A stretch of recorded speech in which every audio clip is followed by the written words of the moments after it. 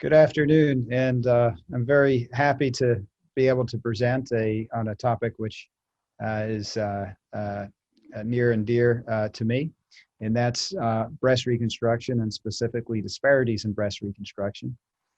The objectives of my talk are twofold. One, to describe the current disparities in breast reconstruction, and then also to hit on the impact of COVID-19 pandemic on these disparities. My interactive question is a specific one, and it's, did the 2010 New York State Providers Education Law increase the rate of breast reconstruction among African American patients?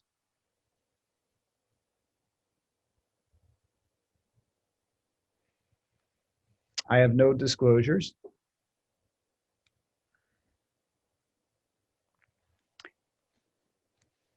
So before discussing disparities in breast reconstruction, I'm going to hit on the benefits of breast reconstruction and talk a little bit about what the different types of breast reconstruction are.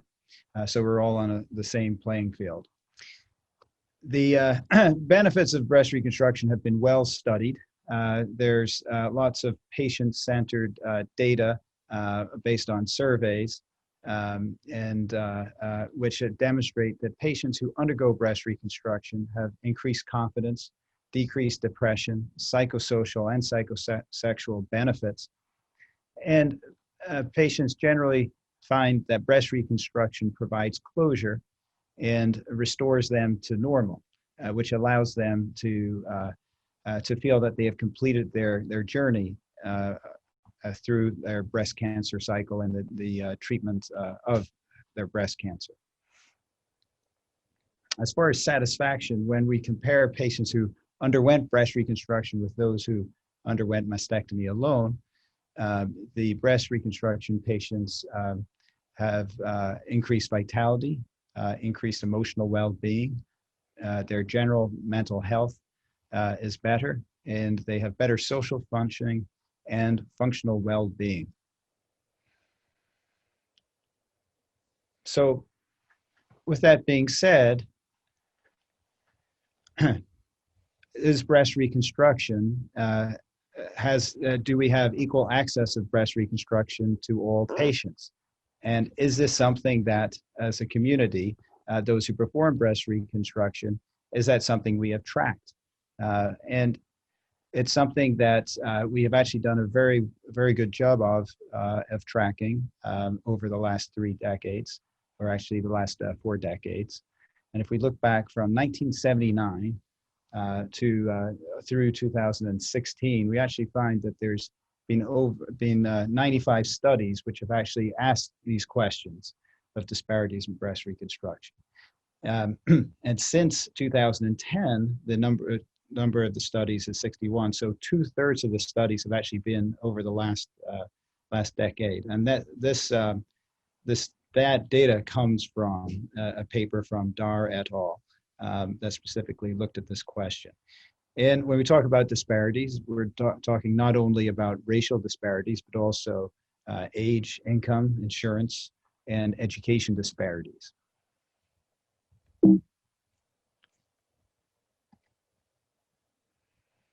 So just a little bit about breast reconstruction and what are the common forms of breast reconstruction. So after a mastectomy, the patient has a few options. One is to not have reconstruction and to have the extra skin of the breast removed, to have a flat chest, and then once healed, to wear a prosthesis if they choose.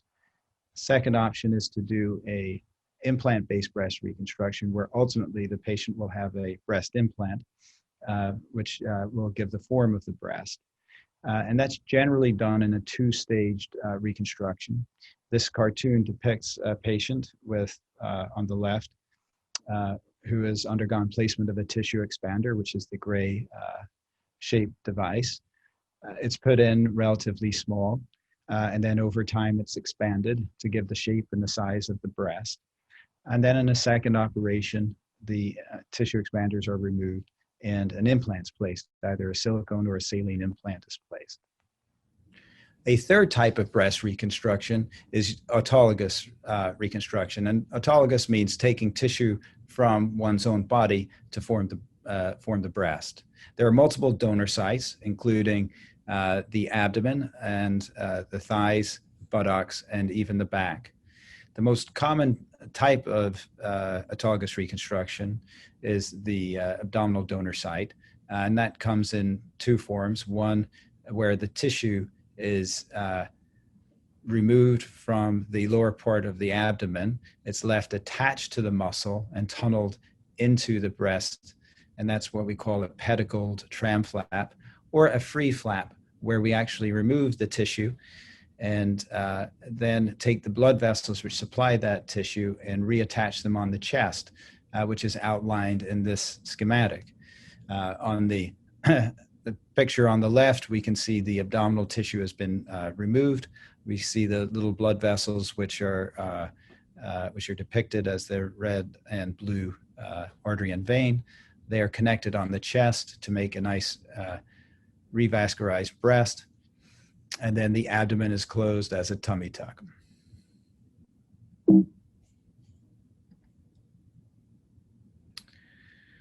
So when with breast reconstruction, the assumption in most urban centers is that the majority of patients who undergo mastectomies get breast reconstruction. However, that is not true. And there are several barriers to patients receiving breast reconstruction. The most obvious is access. Are plastic surgeons available to perform reconstruction in the region that the patient's in? If you're in an urban setting, this is not a major issue, but if you're in a more rural community, you may have to travel hundreds of miles to get to a center where you can have reconstruction. And as reconstruction sometimes involves multiple trips to expand the device, and tissue expander-based reconstruction, this can be prohibitive. So if the patient is not able to travel to a center, they may not be able to have breast reconstruction. And then there's also insurance coverage issues. Does the patient have insurance? Do the physicians accept the insurance in the region that they're in? Interest is also an issue.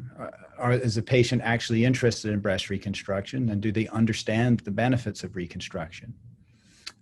And making sure that patients are fully educated on the risks and benefits of reconstruction, and they hear it from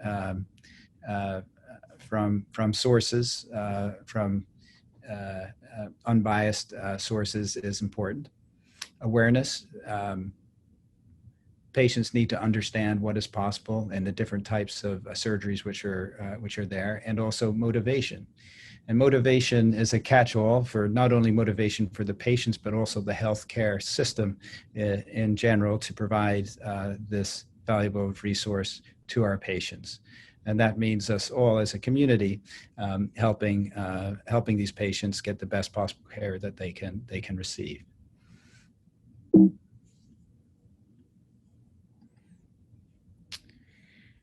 So the Women's Health Care and Cancer Rights Act was enacted in 1998, and this was an important piece of legislation. Prior to 1998, the breast reconstruction after mastectomy rate was only 18%.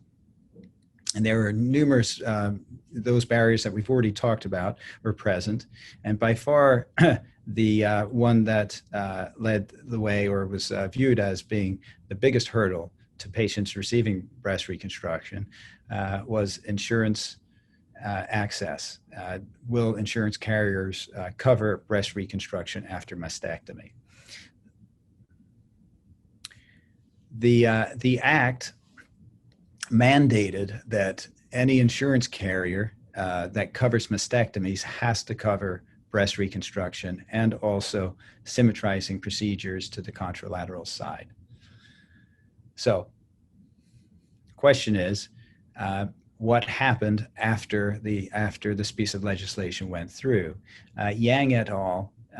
In 2013 looked at this and looked at the racial disparities in immediate breast reconstruction after mastectomy, and the impact on this legislation on the reconstructive rates.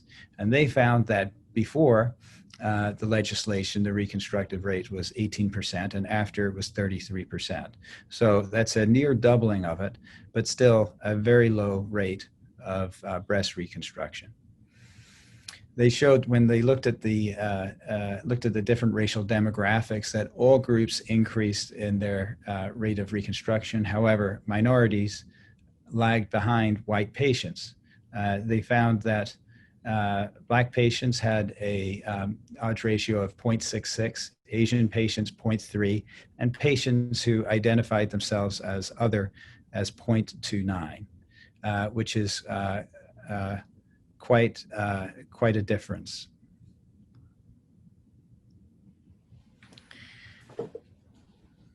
So although patients with insurance now had access to breast reconstruction, less than a third of the patients are still undergoing reconstruction.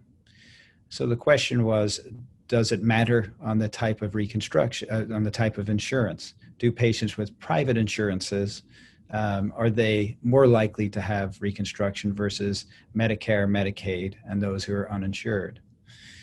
And this was also looked at. And there's a paper out of Women's Health Issues that showed that, yes, when you have private insurance, disparities do exist, but are much less prominent. So patients who have more commercial insurance are more likely to, there's going to be less disparities between races. When we look at public insurances and underinsured, in general, their reconstructive rates are lower, and the disparity among races is greater. So their conclusion was, yes, insurance facilitates access, but education and explanation of covered services should be maximized, because with the legislation passed in 1998, all patients, regardless of whether it's public insurance or private insurance, are covered for reconstruction. So theoretically, there shouldn't be a difference, as they all have access, as all these patients still have access to breast reconstruction.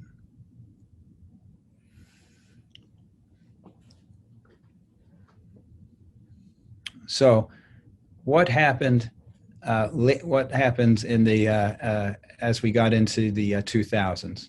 So as we moved on, the question is, with more education, people the word gets out that you can have breast reconstruction. More patients are aware of this.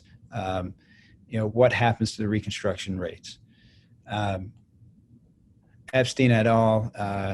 Looked at 92,000 patients from the NISCP database. Of those 92,000 patients who underwent mastectomies, 46,000 underwent reconstructions. And what they showed was that the reconstruction rate had increased over time. So from 1998 to, we know the reconstruction rate was only 33%. But as we get to a couple of decades later on, it's increased to 60%.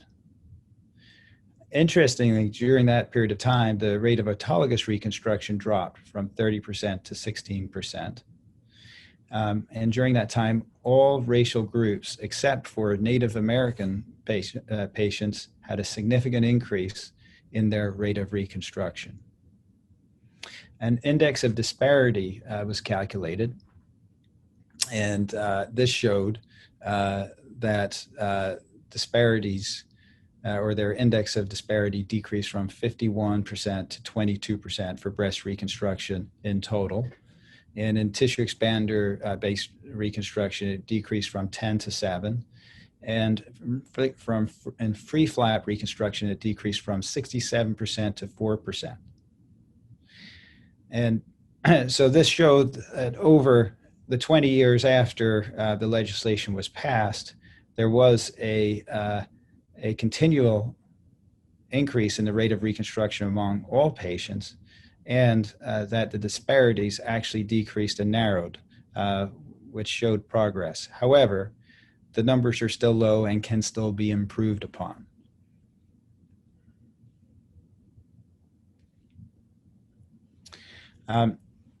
Another study looking at basically the same cohort showed that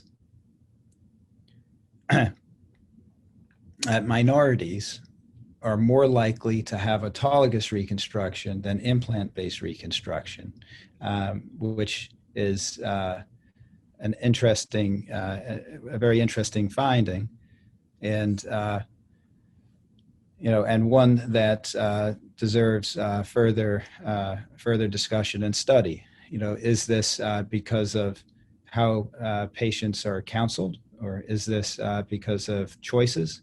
And it's an ongoing point of intellectual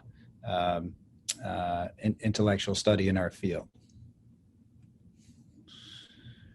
This is a chart which shows these trends in reconstruction over the past 2 decades.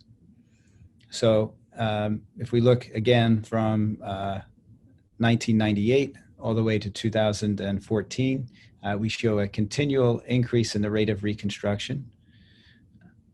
White patients have the highest rate of reconstruction, and non-Hispanic, Black, Hispanic, and those patients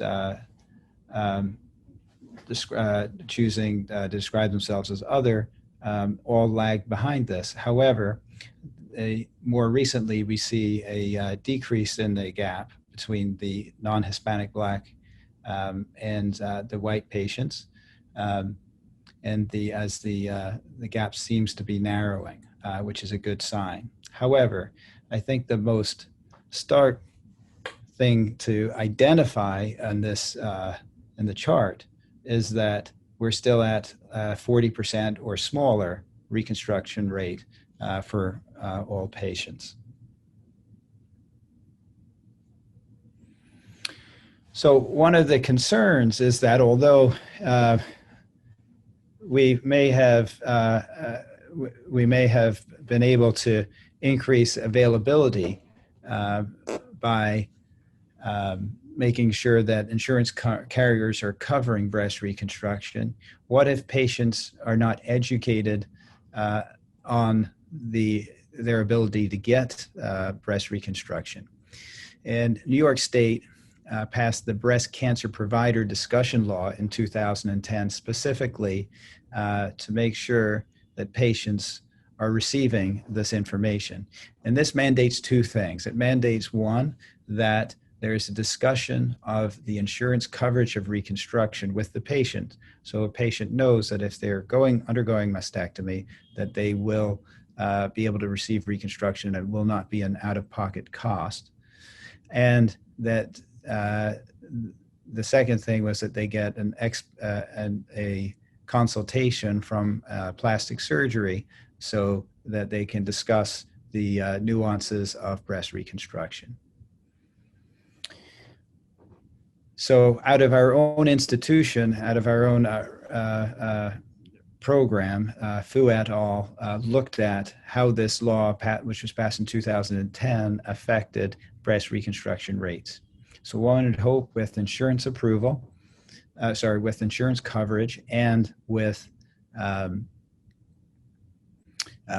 better education for the patients, that the reconstruction rates would increase.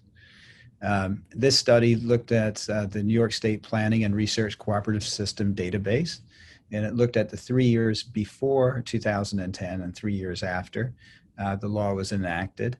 It looked at 34,000 patients, and it showed an increase in reconstruction across all patients from 49% to 62%. Interestingly, during the same period, it showed a decrease in the number of mastectomies. The number of mastectomies went down by more than 10%. And it showed a greater rate of increase in reconstruction in African American patients, and elderly patients compared to other cohorts. So over the last 20 years, legislation and education have increased reconstruction rates, which is fantastic. And it's, going from 18% to, in New York State, 60% is fantastic. However, it's still only 60%, and there's certainly room for room for improvement among these with our patients. What this says is that we need continued education and collaboration with all providers and with our patients so that we can best serve our patients and get them the care that they need. So how did the COVID pandemic affect breast reconstruction? Well, during the pandemic, certainly at our institution, there was a prioritizing of cases, and as we know, there was ventilators were few and far between for any kind of surgery. So only only surgeries which needed to go with the highest priority went. Which is obviously rightly so. And then as the ICU capacity decreased, we were able to open up more elective surgeries. And this included, mastectomies for breast cancers. And also with that, then the question came, is breast reconstruction, where does it fall? So this was an important consideration because there are, if you do a mastectomy and don't start the reconstruction at the same time, the ultimate aesthetic result can become compromised. So during this period of time, we had also tried to or attempted to perform mastectomies as same-day procedures. And then the question is, should reconstruction also be offered in these patients? Well, autologous reconstruction mandates a hospital stay for 2 to 3 days. So during this period of time, autologous reconstruction was not offered. However, tissue expander reconstruction has become progressively more favorable as far as we used to do tissue expander reconstruction by placing the expander under the muscle.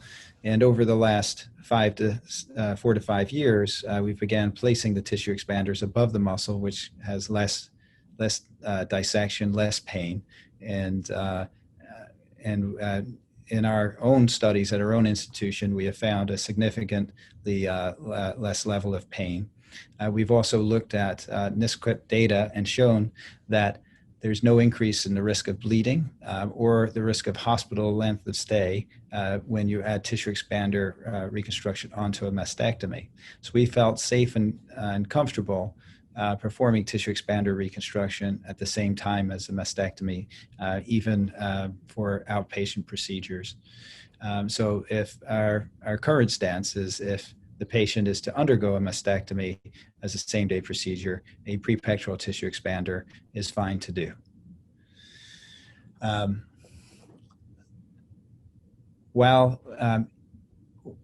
During the COVID pandemic, the concern was we should only do the minimal things, medically, and should conserve resources.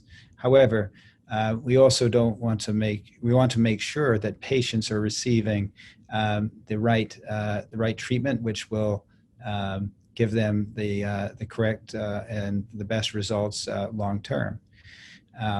And as such, we wanted to make sure, and we still want to make sure, that patients who are undergoing discussions on breast conservation therapy versus mastectomy should also include plastic surgery in their consultations so that the pros and cons of these various therapies can be discussed.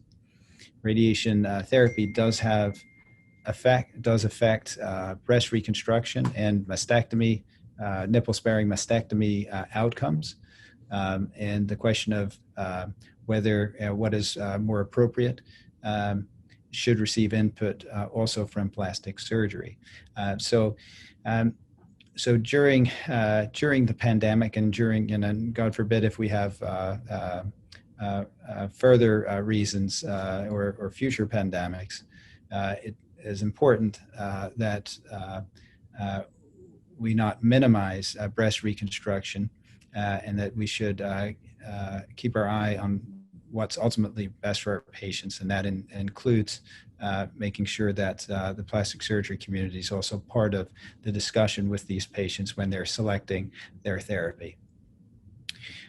Televisits for plastic surgery are interesting because although a lot of the discussions can be had over a televisit, ultimately, evaluating the patient's skin and soft tissue should really be done face to face.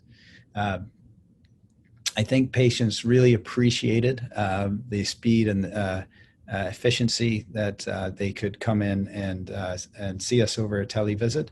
But then ultimately, for the vast majority of patients, they were followed up with an in-person visit.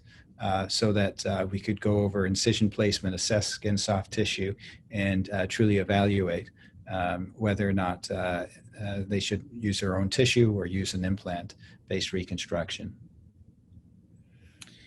And ultimately, the breast reconstruction is an important part of the care of our patients who are diagnosed with breast cancer.